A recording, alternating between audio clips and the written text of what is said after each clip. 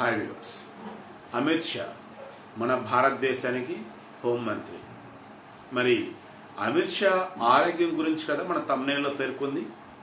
ఆయన ఆరోగ్యానికి ఏమైందండి, బ్రహ్మాండంగా ఉన్నాడు అని మీరు అనవచ్చు. కానీ వాస్తవాలు అవి కాదు.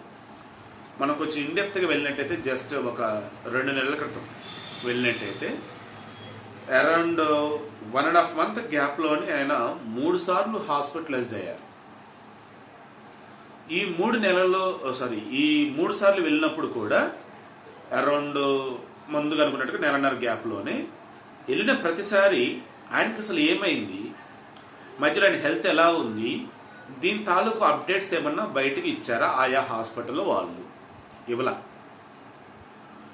అంటే సంథింగ్ ఇస్ ఫిషింగ్ అని మీకు అనిపించడం లేదా? అదే ఈరోజు చాలామంది నాతో వ్యక్తం చేశారు డౌట్స్. అందుకే ఈరోజు ఆ పార్ట్ తీసుకొని ఇప్పుడు అనాలిసిస్ ఇవ్వడం జరుగుతూ ఉంది. అసలు అమిత్ షాకి ఏమైంది, ఎందుకు 3 సార్లు హాస్పిటల్కి వెళ్లాల్సి వచ్చింది? కేంద్రంలో అధికారులు ఉన్నటువంటి ఎన్డీఏ గవర్నమెంట్లో కీలకమైనటువంటి బీజేపీ నిజాలు దాస్తుందా? ఒకవేళ వీరికి హెల్త్ బాగోలేదు అన్న వేళ తెలిస్తే ప్రజలు ఆ బాధ్యతలు వేరే వాళ్ళకి ఇవ్వండి అని చెప్తారు కదా, అప్పుడు వేరే వాళ్ళకి ఇస్తే ఏమన్నా అటు ఇటు తారుమవుతుంది అనుకుంటున్నారా? లేదంటే అపోనెంట్కి ఏమన్నా ప్లస్ అవుతుందని అనుకుంటున్నారా? అంటే రాజకీయంగానే కేవలం ఆలోచిస్తూ ఉన్నారా? ఇలా మనం ఆలోచిస్తూ ఉన్నప్పుడు ఆబ్వియస్లీ అవే రీజన్స్ మనకు కనిపిస్తూ ఉన్నాయి. సరే, ఫస్ట్ అసలు రూట్ లెవెల్లోకి వెళ్దాం.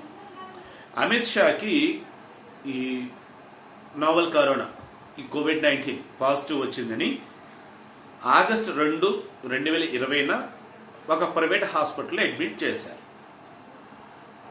ఆగస్టు 14 డిశ్చార్జ్ చేశారు. మధ్యలో ఎన్ని డేస్ మొత్తం?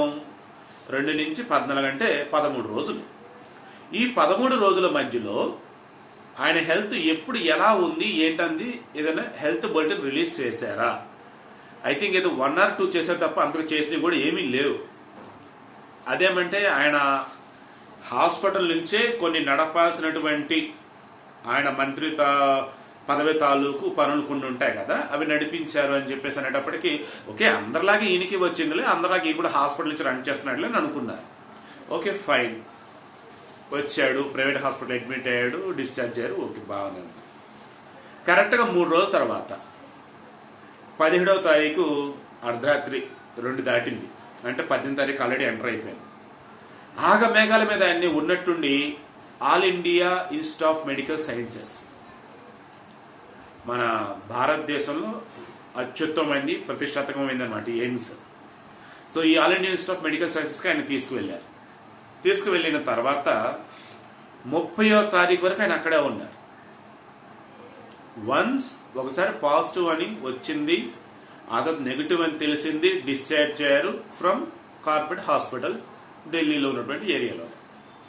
తర్వాత మరలా ఏదో హెల్త్ ఇష్యూస్ వచ్చాయి, హాస్పిటల్ తీసుకెళ్ళారు. బట్ ఈసారి ఎయిమ్స్కి తీసుకెళ్లారు. ఎయిమ్స్ అంటేనే మన దేశంలో ఎవరైతే అగ్రస్థానాల్లో ఉన్న వాళ్ళు కావచ్చు, లేదంటే కీలకమైనటువంటి వివిఐపీలు ఎవరైనా ఉంటారు కదా గవర్నమెంట్ రిలేటెడ్, వాళ్ళని సైతం ఎయిమ్స్కి తీసుకెళ్తా ఉంటారు. సో ఆ వేలోనే వెళ్ళారు. 30వ తారీఖు డిశ్చార్జ్ అయ్యారు.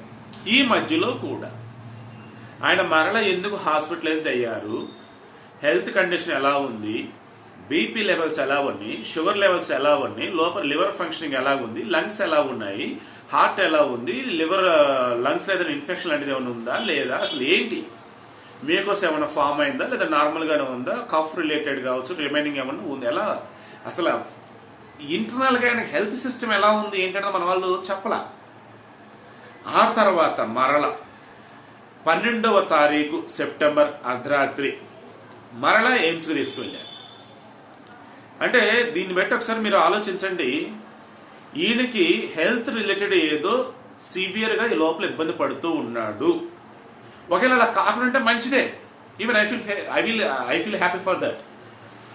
ఒకవేళ అయితే గతంలో మనోహర్ పారికర్ గారికి ఈ ప్యాంక్రియాటిక్ క్యాన్సర్ లాంటిది వచ్చేసి పాపం నిజంగా ఆయన మాత్రం చాలా గొప్ప, నో డౌట్ అండి. సో అటువంటి గొప్ప వ్యక్తి వచ్చినప్పుడు దేశం అంతా ప్రార్థించింది, రాజకీయాలకు అతీతంగా, పార్టీలకు అతీతంగా ప్రార్థించారు, త్వరగా కోలుకోవాలని. ఆయన హాస్పిటల్ ఉన్నటువంటి కొద్ది రోజులు ఆ తర్వాత రికవర్ అయ్యి బయటకు వచ్చాడు అనుకున్నారు. బట్ బ్రతకడం కష్టం అని చెప్పి కొంతమందికి తెలుసు. ఆక్సిజన్ ట్యూబులు అవన్నీ కూడా పెట్టుకొని ఆ వేలోనే ఆయన ముఖ్యమంత్రి హోదాలో పాల్గొన్నటువంటి సమావేశాలు ఉన్నాయి. కానీ ఆ తర్వాత యావత్ దేశాన్ని కోల్పోయింది. ఒకవేళ ఆయన ముఖ్యమంత్రి స్థానం నుంచి తప్పుకొని ట్రీట్మెంట్ అన్నది ఇంకా బెటర్ వేలే బెస్ట్ వేలో తీసుకుంటూ రెస్ట్ కనుక తీసుకున్నట్టయితే మేబీ ఇంకొద్ది రోజులు బతికాడేమో, అదృష్టం బాగుంటే హ్యాపీగా రికవర్ అయ్యాడేమో. బట్ ఆయన ముఖ్యమంత్రిగా ఉంటేనే ఇక్కడ పనులు నడుస్తాయని చెప్పేసి ఆయన మీద మెంటల్గా ప్రెజర్ పెట్టినట్టు కాదా? ఒకవేళ ఆయన ఆ రకంగా అనుకుంటూ ఉన్నాడు, కేంద్రంలో బీజేపీ పెద్దలు వాళ్ళు ఎందుకు ఈయనని కొద్ది రోజులు మీ గ్యాప్ తీసుకుని చెప్పేసి ఆయన ఎందుకు ఒప్పించి పక్కకు పెట్టలా? తప్పా కాదా?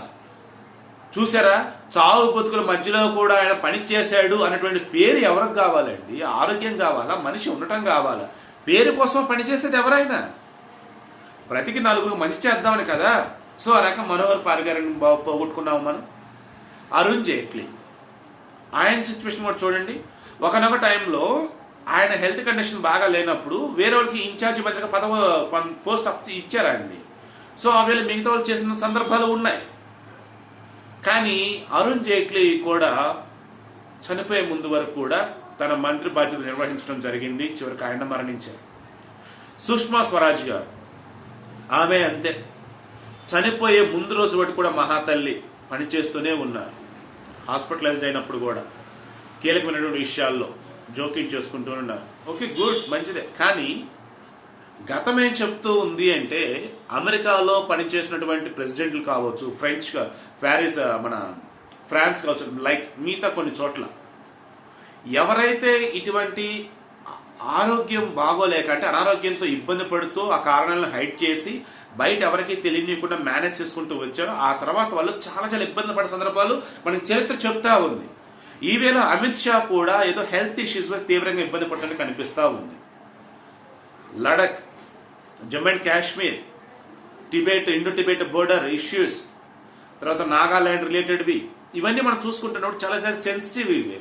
అటువంటి రక్షణ పరంగా అన్నప్పుడు డిఫెన్స్ వాళ్ళతో పాటు హోంమంత్రి కూడా కొన్ని వాళ్ళతో చర్చలు జరపాల్సి ఉంటుంది. కీలకమైనటువంటి వాటిలో పాలు పంచుకోవాల్సి ఉంటుంది సమావేశాల సందర్భంగా.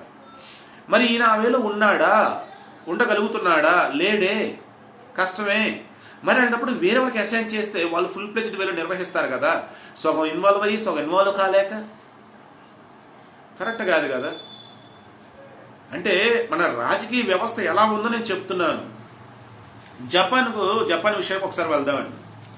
షింజో అబే జపాన్ ప్రధానమంత్రిగా ఉన్నప్పుడు మొన్న రీసెంట్ టైమ్స్లోనే ఆయనకి హెల్త్ బాగోలా, రాజీనామా చేసేసాడు. హెల్త్ బాగాలేదు, నాది కొంచెం తేడాగా ఉంది, I need to take rest and hospitalise అవ్వాల్సిందే, నేను ఎటువంటి మూమెంట్లో నేను ఈ కీలక బాధ్యతలు చేపట్టలేను, కంటిన్యూ చేయలేను అని చెప్పేసి పాప ఆయన రిలీవ్ అయిపోయాడు. గతంలో 2007లో కూడా అప్పుడు ఉన్నటువంటి కీలక పదవులు కూడా ఇలాగే తప్పుకున్నాడు, సేమ్ ఇష్యూ వల్లే. అందుకే జపాన్ వాళ్ళు ఈరోజు బ్రహ్మాండంగా ముందుకు వెళ్తా ఉన్నారు. వాళ్ళకి కావాల్సిన రాజకీయాల్లో పదవులో కాదండి, ఆరోగ్యం కావాలి, దేశ భవిష్యత్తు ముఖ్యం. కానీ మన దగ్గర అలా ఉంది, ఒకసారి ఆలోచించండి. అయితే చనిపోయేదాకా పనిచేసాడు చూడు అని చెప్పేసి డప్పు కొట్టేవాళ్ళు కావాలి, లేదు ఆయన కాకుండా వేరే వాళ్ళకి అప్పచెప్తే వామ్మ ఏం చేస్తారు ఏంటన్న భయంతో కంటిన్యూ అవ్వాలి, లేదు ఈ పోస్ట్ వేరే వాళ్ళకి ఇస్తే మరి ఈయన పోస్ట్ ఏమైంది ఏంటంటే భయం. ఇలా ప్రతిసారి కూడా రాజకీయాలు చేసుకుంటా పోయి ఇప్పటికే దేశాన్ని నానా ఇబ్బందులు పాలు చేశారు. ఇప్పుడు కూడా అవే రాజకీయాలు చేస్తే ఎట్లా అండి? ముందు అమిత్ షా ఆరోగ్యం కోలుకోవాలి కదా, ఆయన శుభ్రంగా రికవర్ అవ్వాలి కదా. సో నేను కన్క్లూజన్ ఇస్తూ ఉన్నది ఏంటంటే అమిత్ షా మొన్న ఆగస్టు 2వ తారీఖు తర్వాత సెప్టెంబర్ 14 ముందు వరకు మొత్తం గమనిస్తే 6 వారాల్లో 3 సార్లు హాస్పిటలైజ్డ్ అయ్యారు. దాదాపు చాలా రోజులే, లాస్ట్ టైంలో 3వ కావాలి జస్ట్ 1 or 2 days ఉన్నారు అంతే. ఇన్ని రోజులు హాస్పిటలైజ్ అయినప్పుడు ఏ ఇష్యూస్ వల్ల అయ్యారు, ఆయన హెల్త్ ఎలా ఉంది, ఈచ్ అండ్ ఎవ్రీథింగ్ ప్రాపర్ వేలో అప్డేట్ ఇస్తే దేశ ప్రజానికానికి కూడా ఒక ధైర్యం అనేది ఉంటుంది, అమిత్ షా అభిమానికి ఒక ధైర్యం అనేది ఉంటుంది. ఈవెన్ అమిత్ షా గారికి అన్ని తెలిసే ఉండుండొచ్చు, కానీ ఆయనకు కూడా అందరికీ తెలుసు కాబట్టి ఇక నుంచి మనం ఇలా రియాక్ట్ అవుదాం, ఇక్కడి నుంచి మనం ఈ వేళ రెస్ట్ తీసుకుందాం, ఇక్కడి నుంచి మనం ఈ వేళ పని చేస్తున్నాం, క్లారిటీ ఆయనకి ఉంటుంది. సీక్రెట్గా ఉంచినప్పుడు దానికి తగ్గట్టు కట్టుబడి ఉండాలి అవతల వాళ్ళు కూడా. సీక్రెట్ కాదు, అందరికీ ఓపెన్గా తెలిసిపోయింది అన్నప్పుడు అప్పుడు కొంచెం రిలీఫ్గా ఫీల్ అవ్వచ్చు, కొంచెం నార్మల్ వేలో రిలాక్స్ అవుతూ పనులు చేసుకుంటూ ఉండొచ్చు. సో కంక్లూజన్ వన్ వర్డ్ అండి, ఇక్కడి నుంచి అయినా సరే మన భారతదేశంలో ఎవరికైనా సరే మంచోళ్ళ చెడ్డోళ్ళ రాజకీయమా లేదంటే ఇంకేదైనా బ్యూరోక్రాట్సా వాట్ ఎవర్ ఇట్ ఈస్ ఏదైనా సరే అనారోగ్యం బారిన పడితే ఎప్పటికప్పుడు వాళ్ళ అఫీషియల్ పొజిషన్లో ఉంటే వాళ్ళ హెల్త్ బులెటిన్ రిలీజ్ చేయండి ఒకటి. నెంబర్ 2, హెల్త్ వైజ్ ఇబ్బంది పడుతున్నటువంటి వాళ్ళకి కొన్నాళ్ళు గ్యాప్ ఇవ్వండి, రిలీవ్ చేయండి వాళ్ళని. ఒకవేళ రిజైన్ చేయాల్సిన వాళ్ళంటే రిజైన్ చేయించండి, లేదంటే వాళ్ళు డ్యూటీ ఎవరికైనా ఇవ్వాల్సి ఉంటే ఇవ్వండి. అంతే తప్ప అలాగే కంటిన్యూ కనుక చేయించినట్లయితే ఒక మనోహర్ పారికర్, ఒక సుష్మా స్వరాజ్, ఒక అరుణ్ జైట్లీ వీళ్ళలాగే తర్వాత వచ్చే వాళ్ళది అవుతుంది తప్ప వేరేదైతే కాదు. ఎప్పటికైనా సరే ఆ వేళ ఆలోచిస్తారని మనస్ఫూర్తిగా కోరుకుంటూ ఉన్నారు.